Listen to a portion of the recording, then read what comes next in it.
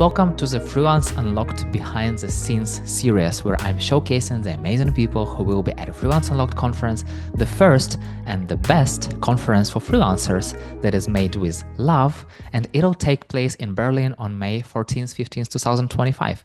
If you are a freelancer in Europe, it's an event made for you to learn, exchange experiences, and build your network of great freelancers and experts who move the freelance economy forward. So go to freelanceunlocked.com and grab your ticket right away.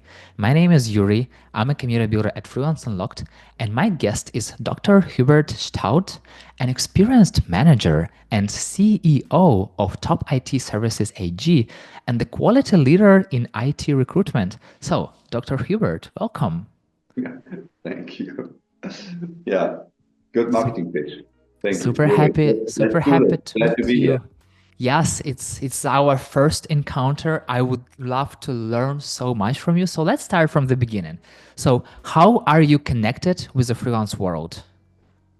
Well, the company that I run, and I've done this now for 12 or 13 years, is focused on connecting freelancers to projects in Germany. We are one of the top, 10 companies or something in Germany. We try to be, as you said, the quality leader. Yeah, and we're not the largest. I think we're number 5 or 6 or something in the world in the German market. But that's what we do. So we connect freelancers to projects.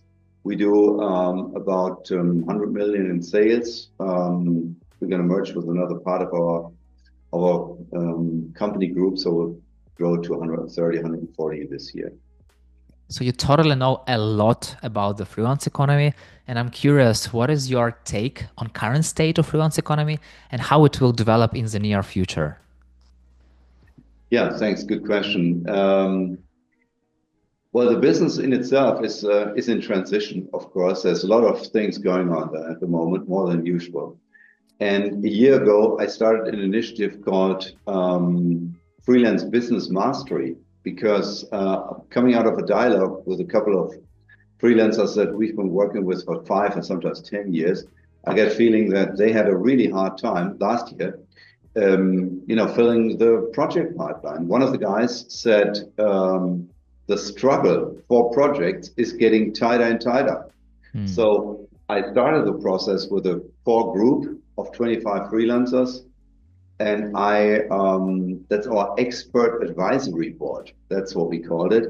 And the idea was we asked our business partners, well, we have clients, companies, and then we have the freelancers, our business partners. And my idea was to ask them how we as a company, how Top IT Services can get better.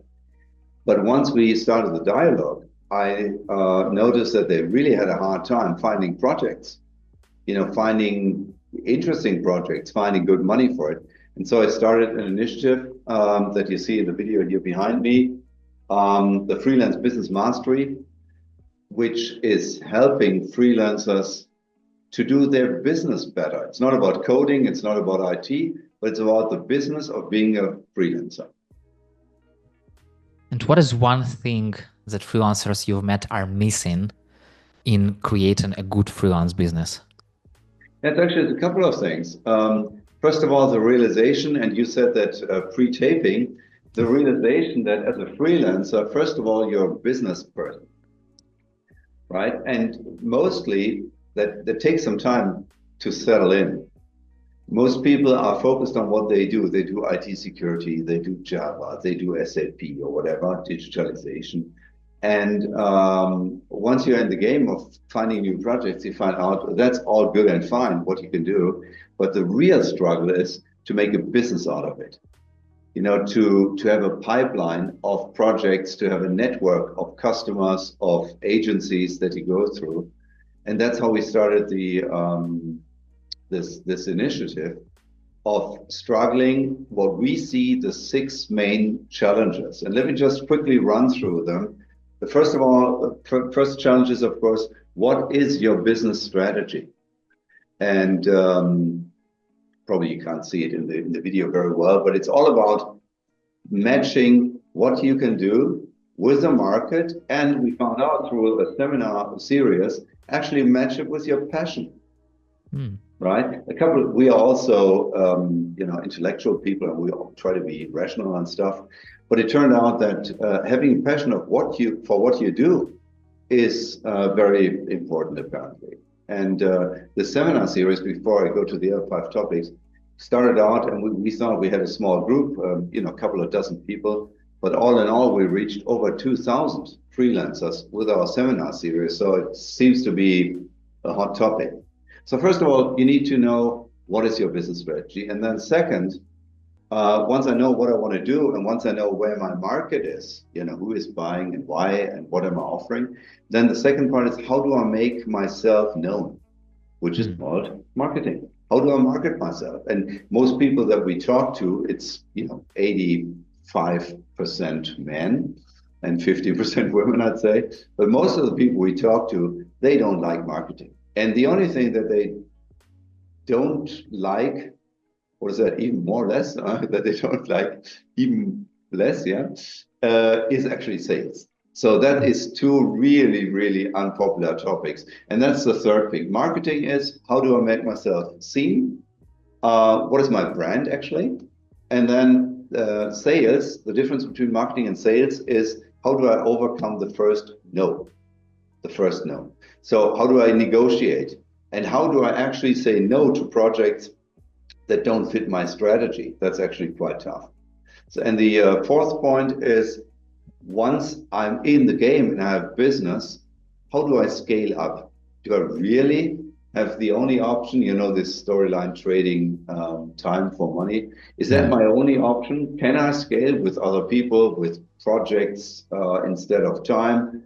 With technology, what can I do there? Fifth topic is, what are the customers, the trends in the minds of the customer, the non-technology trends? What is moving their mind? What do they actually want to achieve? So we talked about that. In the German market, it's all about, compliance is a big trend that has nothing to do with the technology. Different kinds of contracts are being offered, some more complicated than others, and so far and so forth. And the last topic that we covered is technology and innovation. So the technology landscape is changing extremely quickly. Today it's AI, but a lot of it is cloud. And what does it actually mean to follow the trends, to use the trends? And one of the guys in our seminar said, my main competitor is not the other freelancer, but it's becoming more and more an AI agent. Right? So to answer your question rather in a long storyline, is the challenges are all of these 6 challenges. So people ask themselves, what is my strategy? How do I make myself known? Once I'm in a dialogue with the customer, how do I close a deal? Yes, it's about selling. And then how do I scale my business? How do I follow or shape or use customer trends? And last but not least, how do I position myself not only today, but also tomorrow and 2 years from now? So give me a sneak peek into what exactly you'll be talking about on the Freelance Unlocked stage. Yeah, there are 2 things we're offering. One is I have a short keynote, I don't know, 20, 30 minutes, something like that, where I will mainly talk about this concept in overview. And we ran a couple of seminars with a lot of attendees. And every time we ran it, we actually get a little bit smarter. So I talk about that. And then on the second day, we have a live event, and we have lots of places there where you can actually participate. Freelancers can, it's a workshop format. And what we also noticed in these seminars, we did them online, and then we did them in person in Düsseldorf, Frankfurt, Munich, and so on. But we're actually practicing for the big event in Berlin. And every time we run it, it's actually getting a bit better. And the other thing we noticed is if you translate freelancing to German, a popular translation is solo, selbstständig. Solo means alone, and selbstständig means independent, but selbstständig also means, if you tear the words apart, selbst is you have to do it yourself, and ständig means always. So being freelancer translates into you're alone, you are busy, and you are always busy and always alone. I mean, it's a word game, right? Solo selbstständig. And the events actually brought people together. And you told me in the beginning that you are interested in forming a freelance community, a mindset, a tribe, if you will. And that's what we did more or less by accident. And a couple of people in the seminars actually connected and are now marketing their services together. Mm. Yeah, it's super important. That's something that always I hear for freelancers, that you must meet other people, you must talk to everyone, you must connect, you must help each other, because when you do this, it's so much better. You're told about doing all the things alone, but freelancers don't really have to do those things alone. They definitely work on themselves for themselves, but they can connect, they can meet others, they can talk to each other, they can support each other, and it's so much better. And that's exactly what is the goal of the conference, to make this safe, trusted space where you can meet other like-minded people and to be better together and to meet you and to learn from you. So you talked about the 6 steps. So let's imagine someone knows their strategy, but as Yes. you've said, they don't really like marketing. So what is one small, simple step to start with in markets themselves? Well, the main marketing tool is the CV. That's the main marketing tool. And then if you really think hard about what is in the CV, we get about between 1,400 and 2,000 CVs every week for our projects.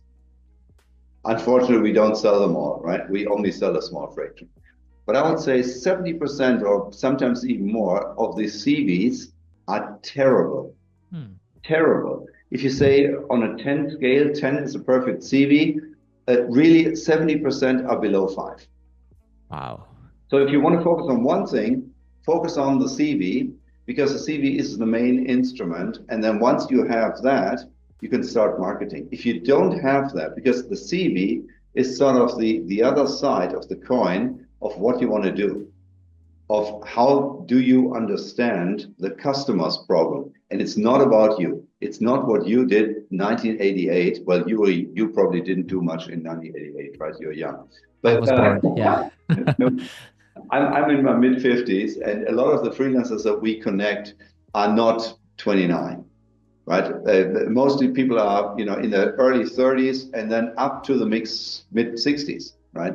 People don't garden all the time. So there are a lot of people quite experienced, and so focus on your CV, and then the CV distribution machine is of course LinkedIn. And there are so many things you can do right or wrong in LinkedIn.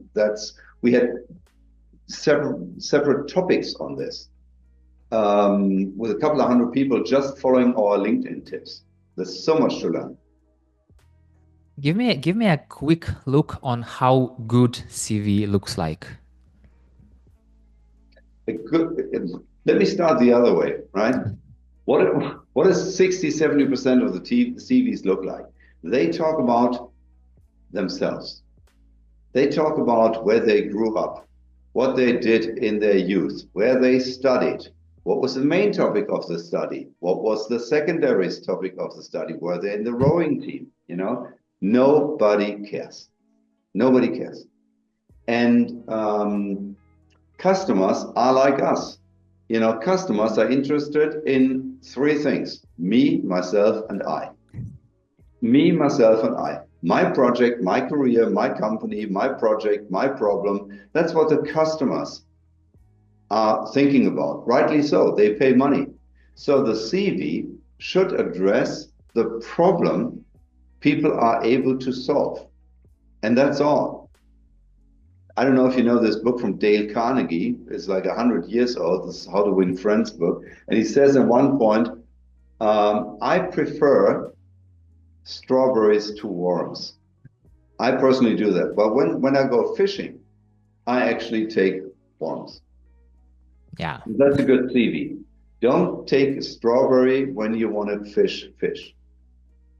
Got it. And also you talked about LinkedIn. So if I know that it's really strange for me because I had hundreds of conversations with people, but sometimes I meet new freelancers.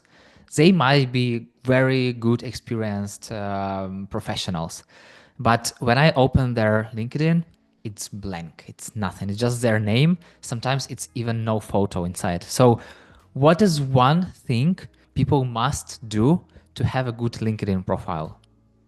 It's actually not one thing, but it's the one thing you should focus on. There are tons of seminars how to do this right. And yes, a photo is very important. I think a photo is very important because at the end of the day, um, people that hire you, if you go for a project, then people spend on you 50,000 euros, 100 or 200,000 euros. And you know the term, you never get a second chance to make a first impression? Yeah. Yeah. And the first impression is a photo. Sorry, that's it. That's it. And so you better get a good photo. And it doesn't matter how you look, right? You're not going to be hired for your looks. Maybe you could be hired for your looks, of course. But most freelancers, like myself, probably are not. But it is the first, do I trust this person? And I actually, what my day job is, but I have a hobby. I have a hobby, right? Let me talk about myself. No, my hobby is I help CIOs that lose their job find a next job. Hmm. And I got to this hobby by coincidence because somebody 10 years ago asked me. There was somebody from one of the largest German companies that just lost their job in a political struggle, so to say. And he was in his mid 50s and he was in this large company, one of the DAX companies for 20 years. And he had a hard time marketing himself. So I helped him. And he was, of course, a total professional. He could do the job, but he could just simply not market himself. And it starts with a photo. And it's not different from just applying for a job. So think about the customer's problem. That's my one tip. And then try to look at yourself as a product. If you want to sell a new iPhone or you sell a TV or a car, you sell a product. And look at yourself, if you're a freelancer, as a product. I have so many questions and I really wish to have the sky is the limit, but time is the limit. So the final question, what would you say to your friend if they asked you whether they should go to the Freelance Unlocked? I think you absolutely have to go, and it's for two reasons. That was the right answer, really, wasn't it? Yeah. But I think it's really a cool event. I missed it last year, but I read so much about it, and there are two reasons why you should go. Number one, there are tools and methods that you can use the week after. There are a lot of impressions and there are a lot of things that you might not use, but you will take a handful of good ideas and put them to work in the next week, number one. And number two, and that can actually be more important over time, you build a network of like-minded people if you open up and, the positive selection of the people are coming there. So it should be great fun. Of course, our seminar is pretty cool. Yuri is pretty cool. I know the other organizers quite well. It's really a great selection of people. That's why you should come. And Berlin is always worth traveling to, of course. And what is the best way to connect with you? Well, LinkedIn, LinkedIn is easy, and you find my email on LinkedIn and on the website and stuff. I'm easy to find. Got it. Dr. Hubert, thank you so much for sharing your wisdom even before the conference. And I can't wait to learn even more from you on Freelance Unlocked and hope to see you very soon in person. All righty. Wisdom. Thank you very much, Yuri. And for those who listen, I hope you learn from Dr. Hubert's experience and say thank you to him in person at the Freelance Unlocked Conference on May 14th, 15th in Berlin. So go to thefreelanceunlocked.com, grab your ticket and meet you there.